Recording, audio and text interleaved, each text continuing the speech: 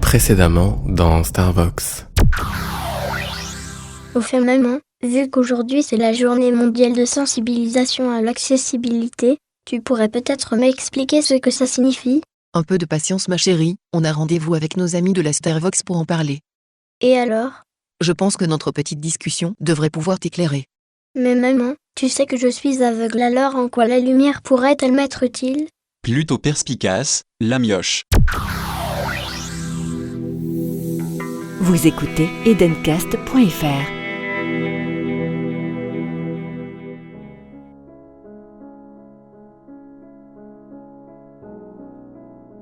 Bonjour à tous. Salut Pousse-Mousse, tu m'as l'air bien habillé aujourd'hui. Merci, j'avais un rendez-vous avec une belle blonde sur Skype hier. Et comment tu sais qu'elle est belle ? Tu n'as même pas pu la toucher. Oh, ne t'inquiète pas, ça va bientôt venir.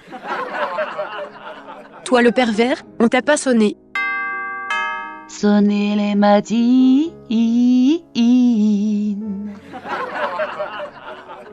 Du coup, Pousse-Mousse, t'as pas changé de vêtements depuis ce rendez-vous virtuel ? Pourquoi faire ? Elles doivent venir ici tout à l'heure. Alors autant gagner du temps en restant avec les mêmes vêtements. Au fait les amis, vous savez qu'aujourd'hui c'est le 18 mai, la journée sur l'accessibilité ? Tout à fait ma clarinette. D'ailleurs on a prévu différentes activités tout au long de la journée. C'est super ça. Quoi comme activité par exemple ? Moi, j'ai prévu de faire participer des aveugles à un petit concours sur Tinder. Mais dans quel but au juste, Brutus ? Eh bien, comme il faut nécessairement voir pour utiliser ce service de rencontre, ce sera l'occasion de réaliser une petite étude sur la perception sensorielle à distance. En gros, tu veux te payer leur tête, quoi. Mais pas du tout. Figure-toi que ce sont eux qui vont payer pour y participer justement. C'est quand même une étude plutôt atypique. Surtout qu'ils leur piquent leur fric. Quelle belle rime, pour un peu tu passerais presque pour un poète. De toute façon, tout ce qui compte au final, c'est d'œuvrer pour le bien des aveugles. Vu comme ça a l'air très intéressant. Sauf que toi tu vois rien Pousse-Mousse. Il ne voit pas, mais il a les mains sacrément baladeuses en tout cas. Et toi, ma belette, t'as prévu quelque chose aujourd'hui ? Oui, je vais organiser un concours avec des voyants, dans le noir. Ah bon, comment ça ? Je vais cuisiner pour leur plus grand plaisir, dans le noir. Et c'est quoi la règle du jeu du coup ? En fait, l'objectif sera de trouver les différents ingrédients qui ont servi à ma recette.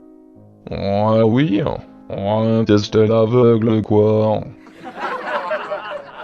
Exactement, mais ce qu'ils ignorent, c'est que chaque ingrédient est périmé depuis un bon moment car je les avais choisis dans le noir.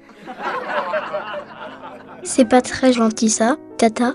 Et en cas d'intoxication alimentaire, t'as prévu quoi ? De leur faire appeler les services de secours, avec un vieux téléphone Clariavox dans le noir.